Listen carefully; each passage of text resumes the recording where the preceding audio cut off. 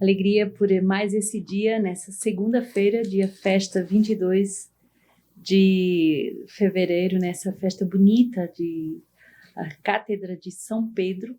Alegramos-nos por todo esse dia de oração pelo nosso Santo Padre, que vem nessa linha, nessa sucessão apostólica desde São Pedro até o dia de hoje. E alegramos-nos por todos os papas que Deus nos dá, todos eles inspirados e todos eles com a graça própria que a Igreja precisa para esse tempo bonito. Temos tido uma sequência de papas muito belos, Papa João Paulo II, santo, Papa Bento XVI, luminoso na sua teologia, e agora o Papa Francisco com uma característica particular de ir ao encontro das pessoas e de tocar como um bom jesuíta na alma, no acompanhamento profundo das almas. Então, alegremos-nos com a providência que Deus faz, dando à Igreja aquele Papa que a pessoa precisa para aquela época. E hoje, para a Alexio Divina, temos muita alegria de estar com todos os membros de vida, de aliança, todos os nossos amigos e benfeitores que param um momento para trabalharem e se deixarem trabalhar pela Palavra de Deus. Esse exercício da Alexio Divina é um exercício muito profundo em que a Palavra de Deus vem transpassar o nosso coração. 1 Pedro 5, 1 a 4, você pode abrir a Palavra de Deus e deixar que a Palavra de Deus venha de verdade nos transpassar. 1 Pedro 5, 1 a 4. Aos presbíteros que estão entre vós, exorto eu, que sou presbítero como eles, e testemunha do sofrimento de Cristo, e participante da glória que há de ser revelada. Apacentai o rebanho de Deus que vos foi confiado, cuidando dele, não como por coação, mas de livre vontade, como Deus o quer, nem por torpe ganância, mas por devoção. Nem como senhores daqueles que vos couberam por sorte, mas antes como modelos do rebanho. Assim, quando aparecer o Supremo Pastor, recebereis a coroa imarcessível da glória. Que bonito, não é? Essa palavra de Pedro, justamente, que, tendo aprendido a ser pastor, exorta os outros presbíteros a apacentar o rebanho de Deus. E é muito bonito esse detalhe, não é? O rebanho é de Deus, as ovelhas são de Deus. E nós somos chamados a apacentar esse rebanho, em particular os nossos bispos, os sacerdotes, mas também os fundadores, os responsáveis de comunidades, são chamados a ter esse encargo de almas a apacentar o rebanho de Cristo. E devem cuidar dele não por coação, como diz a palavra de Deus, mas de livre vontade, como Deus quer. Não por ganância, não com o intuito de ganhar algo, mas ao contrário, como um serviço de devoção, isto é, de consagração para a salvação das almas. E também não como senhores que têm um domínio, um poder sobre esse rebanho, mas ao contrário, como membros que verdadeiramente dão a vida pelas suas ovelhas e também que fazem isso se tornando o modelo do rebanho. Então podemos rezar muito pelos nossos pastores nesse dia em particular. E esse salmo lindíssimo, Salmo 22, o Salmo do Bom Pastor. O Senhor é meu pastor, nada me falta. Você pode acompanhar. Em verdes pastagens me faz repousar. Para as águas tranquilas me conduz e restaura as minhas forças. Ele me guia por caminhos justos por causa do seu nome. Ainda que eu caminhe por um vale tenebroso, nenhum mal temerei, pois está junto a mim. Teu bastão e teu cajado me deixam tranquilo. Diante de mim preparas uma mesa, à frente dos meus opressores unges minha cabeça. Com óleo e minha taça transborda. Sim, felicidade e amor me seguirão todos os dias da minha vida. Minha morada é a casa do Senhor por dias sem fim. Que bonito esse salmo em que verdadeiramente o Senhor se torna esse bom pastor das nossas almas e que vem nos pastorear mesmo quando passamos por momentos de trevas, de tribulação. Mesmo quando passamos por momentos de doença, de opressão, de angústia, o Senhor é o nosso pastor, Ele não nos abandona um minuto, mas Ele nos conduz para um caminho de felicidade e de plenitude. Essa vida eterna, que não começa no dia da morte, mas que já começou porque ela é eterna, é essa vida de união a Deus. E o Senhor, bom pastor, quer nos conduzir até ela. Mateus 16, 13 a 19 vai justamente nos mostrar quão importante é esse poder que é dado às autoridades constituídas. Chegando Jesus ao território de Cesareia de Filipe, perguntou aos discípulos: Que dizem os homens ser o filho do homem? Disseram, uns afirmam que é João Batista, outros que é Elias, outros ainda que é Jeremias ou um dos profetas. Então lhes perguntou, e vós, quem dizeis que eu sou? Simão Pedro respondendo disse, tu és o Cristo, o Filho do Deus vivo. Jesus respondeu-lhe, bem-aventurado és tu, Simão, filho de Jonas, porque não foi a carne nem o sangue que te revelaram isso, e sim o meu Pai que está nos céus. Também eu te digo que tu és Pedro, e sobre essa pedra edificarei a minha igreja, e as portas do inferno nunca prevalecerão contra ela. Eu te darei as chaves do reino dos céus, e o que ligares na terra será ligado nos céus, e o que desligares na terra será desligado nos céus. Essa palavra muito bonita com o poder dos laços, né? Deus que dá a Pedro e aos seus sucessores essa graça de poder ligar o céu à terra e a terra ao céu.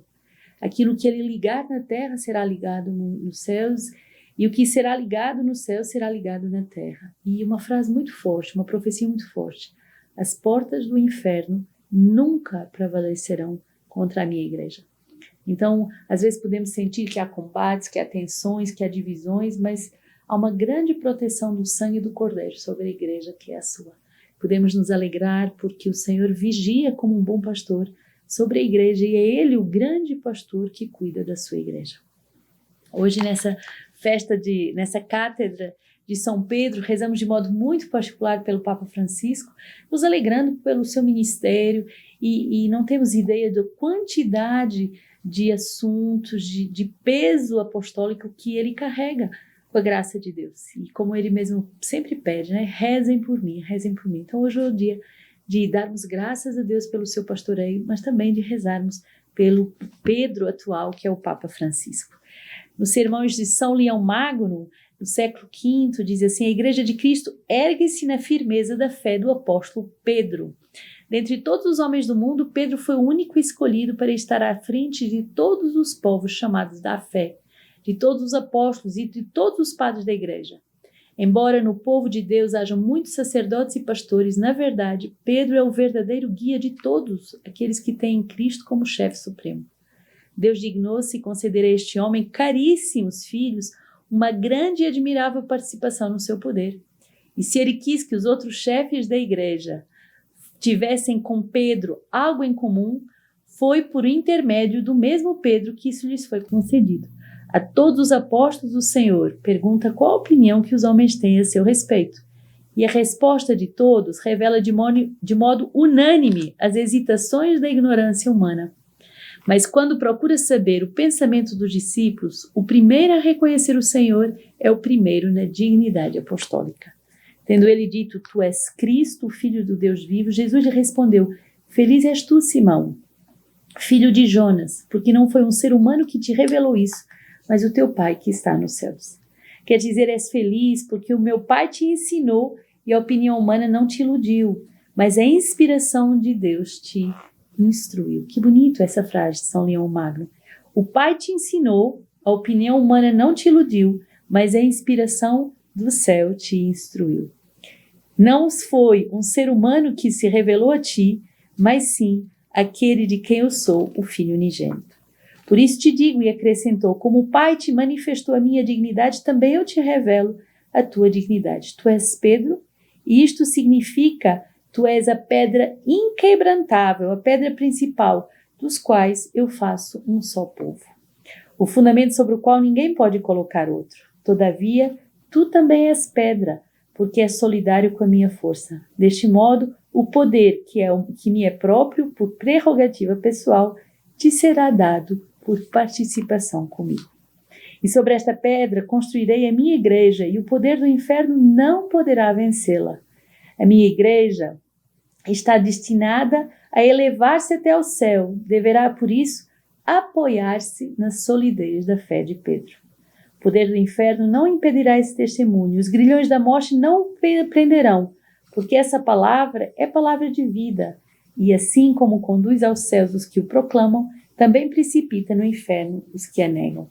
Por isso foi dito a São Pedro, eu te darei as chaves do reino dos céus. Tudo o que ligares na terra será ligado nos céus, e tudo o que desligares na terra será desligado nos céus. Na verdade, o direito de exercer esse poder passou também para os outros apóstolos, E o dispositivo desse decreto atingiu todos os príncipes da igreja. Não é sem razão que é confiado a um só o que é comunicado a todos. Olha que bonito essa frase. É confiado a um só aquilo que é comunicado a todos. O poder é dado a Pedro de modo singular, porque a sua dignidade é superior à de todos os que o governam, a igreja. Por isso que nós devemos rezar muito pelo Papa, porque aquilo que lhe é confiado a ele depois deve ser anunciado a todos. E quero vos anunciar uma tão bonita de um dicionário de Bergoglio.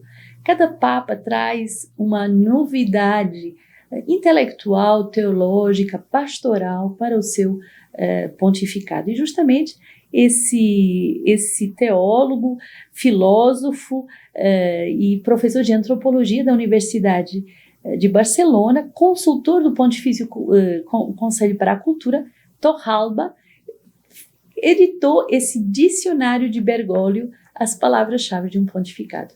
E há palavras tão diferentes nesse pontificado, como, por exemplo, balconear. Tem pessoas que passam a vida, como diz o Papa, paradas, olhando a vida dos outros, criticando a vida dos outros. E, ao contrário, o Papa nos propõe um novo neologismo, que é primeirar, ir ao encontro, tomar iniciativa, ser o primeiro a amar, ser o primeiro a ir ajudar o outro, aquele que está em dificuldade.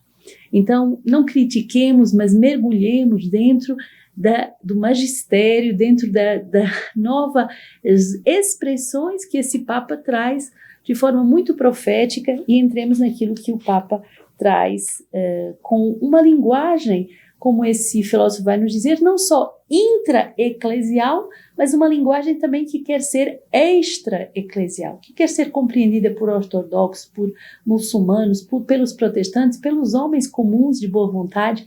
E o Papa tem essa preocupação de fazer pontes com todas as culturas e todas as religiões. Então, o Papa também fala de uma outra expressão, que é o Alzheimer espiritual. Estamos numa sociedade que não tem memória, que perde as raízes porque perde a memória da sua fé. Então, nós não devemos estar nesse Alzheimer espiritual, mas sim entrarmos verdadeiramente na grande graça que Deus quer para nós. E nós temos feito um retiro muito bonito de Quaresma, com o retiro do Tempo da Graça de Dom Alberto Távora Correia, que você pode adquirir, e que é um roteiro muito belo, que já é editado há muitos anos, para fazermos um verdadeiro retiro quaresmal durante esse tempo da Quaresma.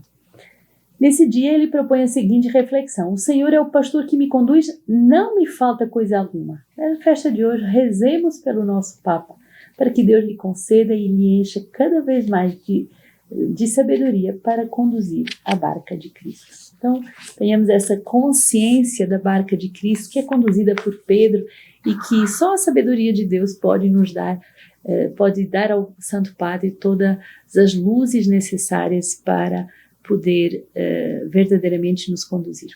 Como tenho feito ao longo dessa Quaresma, termino esse momento de Lexio com esse belíssimo texto de Santo André de Creta, que nos faz meditar dia após dia a alegria de conhecermos o mistério da Quaresma. E olha o que ele fala nessa primeira semana, na segunda-feira da primeira semana do tempo da Quaresma. Céus, escutai, porque vou cantar a misericórdia de Cristo. Ele que tomou carne na puríssima e bela Virgem Maria.